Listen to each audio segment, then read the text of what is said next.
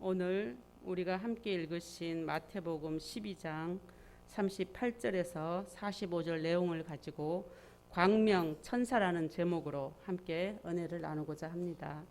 마태복음은 신약 복음서에 제일 먼저 배치되어져 있는 복음서입니다. 그만큼 중요한 메시지가 담겨져 있는 복음서입니다. 아랍어로 된 이 사본을 발견해서 헬라어와 라틴어로 번역을 했습니다. 그래서 기록 연대가 주후 85년에서 90년 경으로 추정됩니다. 이 시기는 예루살렘 성전이 로마 제국에 의해서 무너진 시기였고 절대 무너지지 않는다고 이 유대인들이 믿고 있었잖아요. 이 성전이 없어진 거죠. 얼마나 놀랬겠습니까? 하나님이 정말 이곳을 도저히 상상도 못할 일이 일어난 겁니다. 대혼란과 아주 중대한 변화가 일어났던 시기입니다. 마태복음은 이방인보다는 유대인들에게 주신 말씀에 더 가깝습니다. 하나님은 그 믿는 유대인들에게 먼저 어떤 은혜를 주시기 위해서 어떤 기회였지 않나 이런 생각도 해봅니다. 성전이 이 무너진 이후에 많은 유대인들이 개종하는 일이 일어났어요. 예수님을 영접하고 예수님의 제자가 됩니다. 마태복음은 유대 교인들에게 예수님은 그들이 기다리고 있었던 메시아이고 또 구약의 어떤 약속의 성취가 예수님의 삶과 사역으로 이루어졌다는 것을 선포하고 있습니다.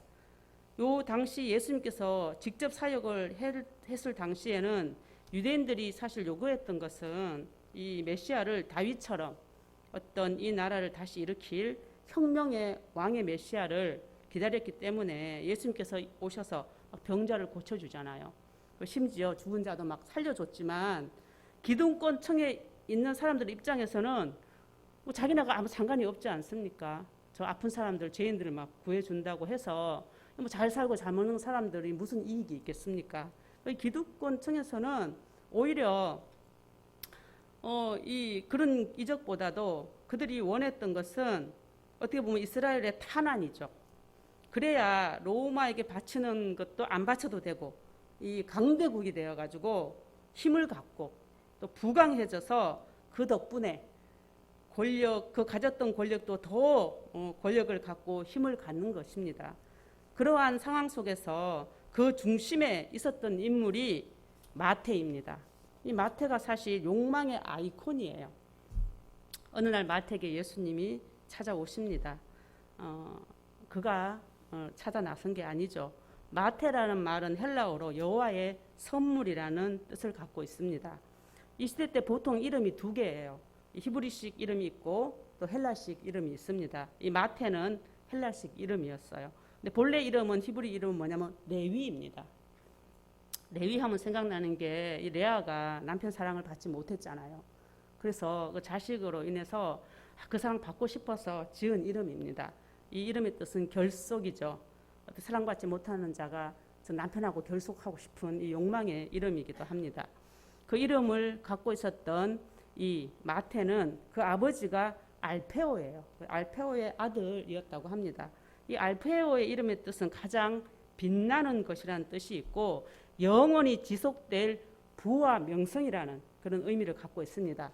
그 아들의 직업이 뭐냐? 세리인 것입니다.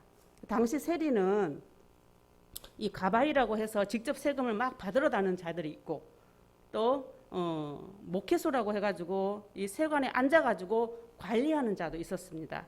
아무튼 둘 다 세금을 걷어서 또 로마에 바치고 또 많은 세금을 바쳐서 바치기도 하고 일부 자기들이 그걸로 사리 사역을 채웠죠. 유대 사회에서는 이들을 굉장히 싫어했어요. 그래서 어떤 말을 했냐면 야, 세상에 두 종류의 피해야 될 그러한 것들이 있다. 산에서는 곰과 사자를 피해야 되고 마을에서는 세리를 피해야 된다. 이런 말이 돌 정도로 세리를 아주 싫어했습니다. 유대 사회에서 이 세리를 얼만큼 싫어했냐면 마약 판매상 그 정도의 취급을 했어요. 로마 제국의 어떤 권력을 매국노죠. 배경으로 이 로마 군사의 힘을 빌어서 사람들을 협박하고 사리 사역을 채웠던 이 매국노였기 때문에 유대 사회에서는 이들을 예배에 참석시키지 않았어요. 그리고 이들은 대부분 정직하지 않았기 때문에 거짓말을 하는 사람 취급을 받아서 이들이 만약에 어떤 재판 과정에서 증인으로 설 자격도 없었던 사람입니다. 그리고 일반 죄인들을 조롱할 자격도 없는 자로 분리해 놨어요. 혹시라도 이들이 돈이 많으니까 구제를 하고 싶고 뭐 연보를 좀 하고 싶다 해서 가져오면 그것도 안 받아줬습니다. 철저하게 이 하나님의 성민으로서의 어떤 특권, 그것이 박탈된 자들이었죠. 대부분 세리들은 그럼에도 불구하고 양심을 지켜보려고 무단히 애를 쓰지만 이 직업의 덫에 걸려가지고 이 황금의 노예로 점점 전락해 버렸습니다. 이 직업의 덫이라고 지금도 직업의 덫에 걸려서 이 하나님의 뜻에 살지 못하는 사람들이 너무 많죠. 우리가 성남에 처음 왔는데 저희 이모님의 직업이 뭐냐면 일수 하시는 분이셨어요. 시장에서 되게 일수로 유명했던 분이에요. 이모님이 그러시더라고요. 저한테 아유 저 불쌍한 사람들 내가 돈 안 꿔주면 사업 못한다고. 대단히 훌륭하신 분인 줄 알았어요. 그래가지고 이모님이 어느 날 저한테 오늘 가서 수첩 하나 주면서 가서 많이 뭐 돈을 도장을 받아오라는 거예요. 그래가지고 갔더니 어머 콩나물 장사 아줌마, 생산 아줌마들 정말 가난한 사람들 주면서 아휴 이거 정말 벌어가지고 이거 다 준다고 그때 처음 알았어요. 이게 결코 좋은 일이 아니구나. 이자로 이모님은 사시고 되게 잘 사셨거든요. 굉장히 제가 부러워했는데도 예수를 잘 믿는 사람이었거든요. 얼마나 지금 생각해 보면 참 악하셨구나. 근데 참 이런 직업의 덫에 걸려서 사는 사람 지금도 있죠. 이러한 어떻게 보면은 경멸의 대상인 마태가 예수님의 제자로 부르심을 받아서 제자가 됩니다. 그리고 마태를 택하신 이유 중에 가장 중요한 이유는 이 땅에서 가장 사악한 악한 사람일지라도 용서해 줄 수 있다는 것을 보여주기 위함이기도 하고 또 이 땅에 도저히 그 인간의 욕망이 어떻게 변하겠습니까? 근데 이 변화도 가능하다는 것을 보여주기도 하고 또 이 변화된 사람이 이 땅에서 하나님과 사실 하나님 예수님께서 직접 말씀하셨잖아요. 하나님과 견줄 만한 것이 재물이라고. 그걸 온전히 다 버림으로 온전히 제자의 삶을 선택한 이 마태라는 인물을 통해서 예수님의 복음의 능력이 얼마나 큰지 또 보여주기 위한 그런 이유가 있었으리라 믿습니다. 예수님은 지금도 이 땅에 자신의 유익만을 위해 살아가고 있는 마태들을 부르고 계십니다. 이 땅에 무수한 하나님의 선물로 태어난 우리 자녀들이 황금 덩어리를 쫓는 마태로 살아가는 것이 오늘날 현실이기도 합니다. 저도 예수님의 택하심을 받기 전에는 이러한 마태 중에 한 사람이었습니다. 빚이 참 많았어요. 첫 번째 사업에 망해서 누가 돈을 많이 벌 수 있는 게 분양업이라고 해서 그래 한번 해보자. 분양업을 하기 시작했습니다. 물론 교회도 잘 다니고 있었어요. 그런데 이 직업의 이 덫에 걸려가지고 예수를 믿는 사람임에도 불구하고 매일 거짓말을 해야만 했습니다. 더 솔직하게 말하면 저는 내가 수단이 좋은 줄 알았어요. 이건 상술이니까 이런 걸 많이 해서 내가 영업을 참 잘한다고 생각했어요. 죄책감이 전혀 없었습니다.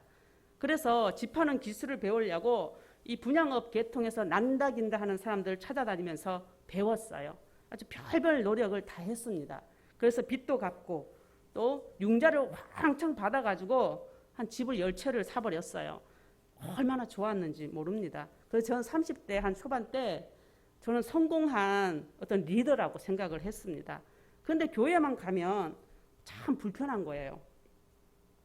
왜냐하면 사람들이 저를 자꾸 믿음 좋다고 칭찬하더라고요. 저는 사실 참 믿음이 하나도 없었거든요. 그건 제가 너무 잘 아는데 참 민망하고 죽겠더라고요. 사업 때문에 사실 밤낮 없이 술을 마셨고 또 융자 대출 때문에 가짜 계약서를 얼마나 많이 썼는지 모릅니다. 건축주들 세금 적게 해주려고 이중장부를 늘 관리했었고 저는 사람들 만나면 뭐 보통 투자 얘기, 땅 얘기, 주식 얘기, 돈 버는 얘기 말고는 주제가 별로 없었던 사람이에요. 근데 이 교회 와서 이 성경 말씀, 설교는 어떻게 들렸냐면 참 좋은 말씀, 맞는 말씀, 그 이상도 이하도 아니었습니다. 성도 간의 어떤 교제나 이 구역 모임을 하면 제 별명이 쏘는 집사님이에요. 통 크게 막 돈이 있으니까 밥 사주고 이러니까 너무들 좋아하시는 거예요. 그리고 제가 몸에 밴 이 친절이 원래 분양업이 그렇거든요. 모든 만나는 사람 웃고 친절하게 대하니까 너무들 좋아하시죠. 천사라 그러더라고요. 제 눈에는 이렇게 보이는 겁니다. 잠정적인 고객들이다. 이 사람들이 또 오면 또 우리 집을 사주면 또 좋고 PR도 해주고 그렇게 살았죠. 참 아무 문제 없이 그렇게 살았는데 이 믿음 생활 하면서 또 이게 전도사님들이나 이 구역장님이 전화를 와요. 별일 없으십니까? 그러면 제가 이렇게 얘기합니다. 아주 해피합니다. 아무 문제 없습니다. 너무 잘 돼서 걱정이에요. 주로 이렇게 얘기합니다. 왜냐하면 그래야 기도 안 해주실 걸 아니까요. 힘들고 안 된다 이러면 기도해 주시잖아요. 그럼 연락 오고 찾아오고 이거 너무 제가 싫어하는 것 중에 하나였습니다. 왜냐하면 교만한 사람들의 특징이 그래요.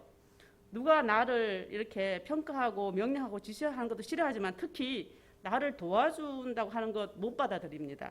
그래서 나를 위해 기도해 주는 거 당연히 싫죠. 왜냐하면 내가 그보다 높은데 어떻게 낮은 사람의 기도를 받겠습니까? 이런 마음이 있기 때문에 뭐 나를 위해서 뭐 해준다 이거 다 싫어했습니다. 그래서 정말 빚만 갚으면 또 집만 하나 생기면 했는데 막상 딱 생기고 보니까 원래 믿음 없는 사람의 욕망이 자꾸 커지잖아요. 더 잘 되고 싶은 거예요. 근데 어느 날 갑자기 이 사업의 위기가 왔습니다. 집이 안 팔리는 거예요. 그래가지고 작정 기도를 해야겠다. 그래가지고 30일 작정 기도에 들어갔습니다. 하나님 제발 우리 집 좀 잘 팔리게 해주세요. 내가 그냥 빈손으로 비는 게 아니라 5만 원씩 매일 봉투에 넣어서 이렇게 올리면서 기도를 한 겁니다. 10일 지나도 뭐 별로 이렇게 효과가 없는 것 같아서 그래 따블로 올리자 10만 원을 또 담아가지고 또 탁 했어요. 20일이 있었습니다. 또 별로 이렇게 집이 안 팔리고 그래서 그래 막판 10일은 좀 더 올리자 해서 20만 원을 탁 올려서 30일을 채웠어요. 30을 채우니까 마음이 너무 좋더라고요. 그래 어디 한번 하나님께서 나의 이런 정성 참 어떻게 반응하시는지 참 은근히 기대되기도 하고 근데 여전히 집이 안 팔리는 거예요. 너무 당황한 거죠. 너무 슬펐고 그래서 하나님은 그래 죽어서 하늘나라 가서 만나시는 분이지 그래도 내가 이 정도 했으면 아이고 나 같으면 좀 도와주겠네 좀 약속하더라고요. 그래서 교회를 안 나갔어요. 안 나가고 사실 아주 큰 교회이기 때문에 구역장님께서 전화를 오면 제가 이렇게 얘기했어요. 조금 쉴게요. 저 잠깐 휴식기를 갖겠습니다. 뭐 이런 말을 하면서 교회를 안 나갔어요. 주일날 교회 안 나갔는데 너무 편하고 좋은 거예요. 그리고 은근히 그동안 막 헌금한 거 이런 거 아까운 생각 말고는 사실 후회도 미련도 없었습니다. 그래서 이 양심의 가책도 없이 이제 술도 마시고 편안하게 예전처럼 뭐 거짓말하고 이렇게 1년을 지냈어요. 개인적으로 근데 어느 날 알던 지인이 연락이 왔어요. 무당이 됐다는 겁니다. 그래가지고 좀 친했던 어떤 사업을 하면서 알았던 분인데 자기가 개업을 하니까 오라는 거예요. 그래서 그래 한번 가볼까 해서 갔어요. 그래서 얘기를 들어봤더니 자기가 신을 받지 않으면 남편이 죽겠다 해서 정말 남편이 죽었다는 거예요. 근데 이번에는 또 아들을 죽인다고 해서 할 수 없이 받았다고 그러면서 나한테 그러시더라고요. 자기가 섬기는 신은 조금만 정성을 보여도 많은 것을 도와주니 정성 한번 보이라고 그 자리에서 그래서 내가 꼭 믿어서가 아니라 그래 볼까 그래가지고 30만 원을 봉투에 넣어서 시키는 대로 쟁반 위에 이렇게 놓고 도와주세요. 그리고 집으로 왔습니다. 근데 다음 날 집이 한 채 팔려버렸어요. 제 기분이 어떻겠습니까? 빠르구나. 이렇게 쉬운 방법이 있었는데 참 나름대로 신이라고 생각했어요. 제가 항상 미련한 어떤 생각을 갖고 있는 게 하나님은 어떤 큰 신이고 또 작은 신들은 또 불쌍하고 그래서 내가 좀 이렇게 도와주면 나를 도와준다고 생각을 했습니다. 그래가지고 이제 본격적으로 도움을 받아보려고 이제 간 거죠. 이 무당이 이 지인이 시킨 대로 일주일에 한 번 하루 쌀을 한 가마니 사다가 바치기 시작했습니다. 근데 신기하게 집이 막 팔리기 시작을 하는 거예요. 한 달이 지났는데 근데 또 안 팔리는 거예요. 그랬더니 이 무당 지인이 그러더라고요.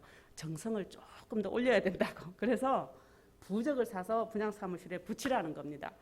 또 그것도 맞는 말인 것 같아. 그래가지고 운수대통, 사업 운수대통 100만 원짜리 부적을 사가지고 분양사무실에 딱 붙였어요. 뭐 조금 팔리기도 하고 그러다가 또 안 팔리는 겁니다. 그랬더니 점점 그 신이 요구하는 정성은 더욱 강도가 세지더라고요. 구술해야 된다는 겁니다. 그래가지고 300짜리 굿부터 시작해서 500짜리, 나중에 1000만 원짜리 굿을 했어요. 이렇게 하다 보니 한 해가 지나갔습니다. 그리고 다가오는 이 새해를 딱 맞이하는데 새해 운수 대통을 하기 위해서는 우리나라에서 가장 기가 센 곳에서 가서 구술해야 된다는 거예요. 그래가지고 제가 1월 1일 날 무당 지인하고 같이 어디를 갔냐면 우리나라에서 가장 추운 곳 태백산 산자락에 1월 1일 날 가서 새벽 4시에 같이 모욕 재개하고 이 태백산 깊은 살 쪽에서 비나이다 했습니다. 그래서 사업이 좀 잘 되는가도 하고 또 그럼에도 불구하고 계속 잘하고 싶은 욕망이 일어나더라고요. 근데 이 굿을 하고 이렇게 올라오면서 서울 올라오면서 그 지인이 나한테 이렇게 얘기하더라고요. 이렇게 나를 쫓아다니면 우리 실장님도 무당되는 수가 있으니까 이제 그만하시고 전에 교회 다니셨으니까 가서 좀 예수를 믿었고 참 하나님한테 좀 강력하게 빌어보십시오. 참 고맙기도 했지만 저는 이런 생각을 했습니다. 이분이 이제 신발이 떨어졌구나. 효염이 끝났구나. 그래가지고 거으로 가지 않았습니다. 근데 참 이 태백산 다녀온 후부터 저에게 어떤 일이 생겨났냐면 밤만 되면 잠을 못 자는 거예요. 이 밤만 되면 낮에는 일을 참 열심히 했는데 저녁만 되면 집에 오면 내 마음을 이 주체를 할 수가 없는 겁니다. 이상하게 불안하고 막 심장이 요동치는 거예요. 가만히 있지 못합니다. 막 내 안에서 어떤 막 전쟁이 일어나는 것 같아요. 정말 너무 숨이 못 쉴 정도로 답답하고 그래서 이런 생각을 했어요. 야, 이렇게 살 바에는 차라리 죽는 게 낫겠구나. 내가 진짜 이제 뭐 돈도 벌을 만큼 벌어봤고 살아봤고 인간은 어차피 죽는 거니까 그냥 죽어버리면 어떨까 이런 생각이 자꾸 들어오더라고요. 그쯤에 이제 명성교회 다니는 제가 아는 지인 동생이 언니 내가 정말 뭐 저 옛날 말로 천국 지옥 갔다 온 집사님을 한 분 알고 계시는데 가서 꼭 만나보라는 거예요. 그래가 제가 그냥 따라가서 그 집사님을 만났어요. 그랬더니 그분이 물으시더라고요. 예수를 믿으십니까? 그래서 나 한때 열심히 믿었던 사람이라고. 그랬더니 예수만이 구원인 걸 믿습니까? 근데 제 입에서 참 그렇더라고요. 안 믿으십니다. 이렇게 얘기가 나오더라고요. 예수만이 구원이. 왜냐하면 제 친구한테 예전에 그랬거든요. 너는 불교 잘 믿어서 나는 또 예수 잘 믿어서 너는 경락에서 나는 천국에서 그래서 우리가 만나자 뭐 이런 농담을 할 정도로 다 인정을 했어요. 이 땅에 있는 모든 종교라고 생각을 했고 그래서 예수만이 구원 이런 여러 가지 물어보는데 정말 제 입에서는 하나도 믿음 없는 것이 표현이 됐죠. 그러면서 같이 교회에 나가자고 했는데 참 이상하게 가기는 싫더라고요. 집에서 기도를 하시면 하나님 정말 만나주신다고 꼭 믿어서가 아니라 그래 송문생 치고 한번 해보자. 그러면서 집에서 그 일주일 기도하는 가운데 뜨거운 성령 체험을 통해서 살아계신 하나님을 만났습니다. 그 만나는 순간에 참 너무 이상하죠. 그 어제까지 안 믿어졌던 모든 것들이 그 순간에 다 그냥 믿어지는 거예요. 그냥 정말 이성을 뚫고 나오는 어떤 하나님의 초월로 다 믿어지고 무엇보다 끊임없이 이 회개가 나오는데 정말 이루 말할 수 없는 내가 지난날 산 모든 것들을 회개시켜 주셨고 또 그 과정을 통하여서 거룩하지 않은 그 옛 습관들을 다 바꿔주시는 경험을 했습니다. 술은 입에도 냄새도 맡기 싫더라고요. 이런 여러 가지 과정 안에서 하나님의 말씀을 사모하게 되었고 또한 하나님을 두려워하는 어떤 경외심이 생겨져 났습니다.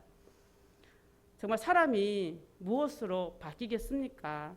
살아계신 하나님을 만나야 됩니다. 각기 다른 방법의 만남이 있겠죠. 하지만 분명한 것은 삼위일체 되시는 하나님을 만나고 온전히 예수님을 나의 구주로 영접해야 됩니다. 오늘 우리가 함께 읽으신 이 본문 내용은 나름대로 예배와 율법 생활을 잘하고 있었던 유대교 지도자들이 예수님을 영접하지 않는 이런 모습을 보시고 예수님이 이렇게 말씀하신 거거든요. 이 행위적인 예배와 율법의 행위로 그들의 영혼의 집이 청소되어서, 하지만 그들이 점점 더 악한 이 일곱 영이라고 표현했는데 이건 완전한 수죠. 일곱은 완전한 멸망길로 그러다가는 갈 뿐이라고 경고하고 있습니다. 구원이 없다는 얘기입니다. 교회 안에 예수님을 영접하지 않는 이들이 생각보다 많더라고요. 교회 안에 깊은 교제를 하다 보면 성도들이 천사가 아님을 우리가 알게 되죠. 몰랐던 그의 단점이 보이기 시작합니다. 성도 두 사람이 모인 곳에 예수님께서 계시다는 증거예요. 두세 사람이 모인 곳에 예수님이 그 안에 같이 계시면 어떤 현상이 일어나냐면 그 사람들의 죄가 다 보여집니다. 드러나게 하세요. 그래서 내가 알고 있었던 이분이 이런 분이구나를 너무 알게 하십니다. 그래서 서로의 어떤 추한 모습을 보게 하시죠. 우리의 추한 모습이 결국 발각되어진다는 겁니다. 참 천사인 줄 알았는데 거의 마귀 수준이구나, 이런 분들도 계십니다. 굉장히 당황스러울 것입니다. 하지만 당황하지 마시고 우리가 형제의 허물을 닦아주는 모두 되시길 주님의 이름으로 축원합니다. 닦아주려면 우선 자기의 허물을 먼저 보아야 합니다. 우리의 거울 되시는 예수님은 말씀으로 우리를 비추어 주시고 온전한 돌이킴의 회개로 닦아내길 원하십니다. 그리고 형제의 허물을 말씀의 거울로 비추어 그가 스스로 닦을 수 있도록 도와주고, 그래도 안 되면 이 사랑의 권면과 중보의 기도로 닦아줘야 됩니다. 사람은 예수님을 만나야 변화됩니다. 예수님은 빛이시고 우리의 보아 되십니다. 다 아멘 하시지요? 정말 아멘입니다. 예수님은 우리를 통하여, 그 영접한 자들을 통하여 그 빛이 세상에 흘러가길 원하십니다. 우리 안에 진짜 그 보아가 있을 때 자연히 그 빛은 흘러나오게 되어 있습니다. 하지만 예수님을 영접하지 않으면 그 안에 무엇이 있겠습니까? 세상이 있고, 그 세상은 어두움입니다. 그 어둠을 갖고 있는 자가 어둠을 감추기 위해서 무엇을 합니까? 금칠을 하죠. 우리가 그것을 광명천사라고 얘기합니다. 세상에는 이러한 광명천사들이 많습니다. 세상은 솔직히 세상이라고 치고 교회 안에도 이러한 광명천사가 있다고 말씀하십니다. 그러한 광명천사들은 거짓된 빛을 비춥니다. 살릴 수 없는 빛을 뿜어내죠. 이 중세교회 시대 때 고행했던 그 고행으로 의를 실현했던 수도사들이 있었습니다. 음력이 일 때마다 손가락 하나씩을 이렇게 촛불에 태워요. 그리고 어떤 그림에 보면 그 분은 마지막 손가락 하나밖에 안 남았어. 그래서 마지막 하나 손가락을 이렇게 태우는 장면을 그림으로 그려놓은 거 보면 참 끔찍합니다. 도박꾼이 손가락 다 잘랐다고 도박을 끊겠습니까? 발로 친다고 하잖아요. 예수님을 영접하지 않고서는 방법이 없습니다. 예수님을 영접하는 자에게는 성령을 통해서 의의 길로 인도하십니다. 그 의의 길은 오직 믿음으로 구원받는 길이고, 성령께서는 우리가 죄인임을 날마다 폭로케 하시어 구원받을 자격이 없음을 확인시켜 줍니다. 그래서 오직 십자가의 은혜로만 구원받을 수 있고, 우리가 그렇기 때문에 더욱 겸손한 자로 만들어 주시죠. 또한 예수님의 십자가 사건의 이 감격과 감사만이 하나님의 사랑을 보이는 완전한 표적입니다. 이 표적을 믿지 못하면, 성경에서 말하는 복음, 이 예수님의 이 순환사를 믿지 못하면 어떠한 표적, 어떠한 이적도 믿지 못합니다. 예수님을 결코 믿을 수 없다는 거죠. 하나님께서는 그 창조주께서 인간의 그 여자의 자궁으로 들어오셔서 인간으로 사시고 인간의 죄 때문에 스스로 죽으신 사건만큼 큰 표적은 없습니다. 이 땅에서 어떤 이적도 이보다 센 것이 없습니다. 그런데 참 안 믿죠. 사람들은 눈이 다 가려져서 진짜 금이 아니라 저 싸구리 도금한 가짜 금을 진짜 금인 줄 알고 살아가고 있잖아요. 세대받은 이 우리 성도들은 우리의 심령에 성령이 늘 함께 계십니다. 진짜 보아는 예수님은 언제나 늘 우리와 함께 계십니다. 믿으시기 바랍니다. 우리와 동행하십니다. 우리의 형편을 우리보다 더 잘 알고 계십니다. 우리의 필요를 너무나 잘 아십니다. 우리가 간절히 기도할 때 반드시 응답을 주십니다. 대부분 시간의 차이가 있을 뿐 응답해 주십니다. 그러나 응답을 받았다고 해서 믿음이 성장하는 것만은 아닙니다. 믿음의 성숙은 응답받고 난 다음부터 시작이 됩니다. 우리가 응답받기 전에 참 고난의 삶이죠. 그 고난 가운데 우리를 이끄시고 우리를 정금같이 만드시는 과정 안에서 그 과정에서 나와서 통과되어서 오히려 참 겸손해지는 사람이 있는가 하면 오히려 교만해지는 사람도 있다는 겁니다. 자식이 없어서 자식을 주시고 가난한 자가 또 부해지고 병도 낫게 해줄 수 있습니다. 그러한 결과 후에 우리의 상태가 어떻습니까? 하나님을 더욱 사랑하십니까? 예수님을 영접하지 않으면 신앙의 이 연조만 높아져서 계속 금맥기 칠하면서 교회 다니는 가짜 금들이 너무나 많습니다. 그의 입에서는 여전히 금을 사랑하지요. 하나님을 사랑한다는 거짓말쟁이들입니다. 그러한 광명 천사들은 그 입에서 아무리 사랑의 말을 외쳐도 꽹가리이고 도금한 구리일 뿐입니다.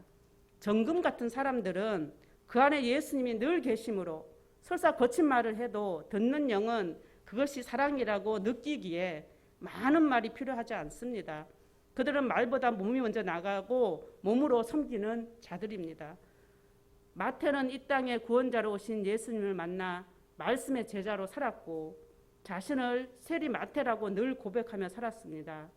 자신의 영광을 버리고 예수님의 영광을 쫓아 예수님 곁으로 간 사람입니다. 예수님은 하나님을 믿는 자들 가운데 지금도 마태를 찾고 계십니다. 그리고 만나 주십니다. 그리고 마태의 심령에 오셔서 참빛을 바라는 그 고난의 삶으로 이끄시고 십자가의 여정, 그 고난 속에서 세상을 사랑하는 불순물을 다 버리게 하시고 정금같이 우리를 세워주실 줄 믿습니다. 기도하겠습니다. 하나님 감사합니다. 우리를 사랑하시고 부르시어 예배자리에 세워주심을 감사드립니다. 부족한 종이 살아온 날에 경험하였던 일들을 가감없이 나누게 하심을 감사드립니다. 어리석었던 지난 삶을 나누게 하심은 후회스러운 과거마저도 구원의 도구가 되고 쓰임받게 하시는 하나님의 은총이라 여기오니 성령의 개입하심이 있게 하시어 하루 속히 예수님을 영접할 수 있는 기회로 삼게 하여 주시고 우리의 모습이 예수님을 온전히 영접하여 살아가고 있는지 점검하는 시간 되게 하여 주시옵소서. 하나님과 재물을 겸하여 섬기지 못함을 알게 하시고 예수님의 이 땅의 나심과 죽으심보다 더 큰 표적이 없음을 또한 깨닫게 하시며 영접하는 자, 그 이름을 믿는 자에게 따르는 표적이 이루어질 수 있도록 우리 안에 정금 같은 말씀 되시는 예수님만 소유케 하여 주시옵소서. 예수님의 이름으로 기도 드리옵나이다. 아멘.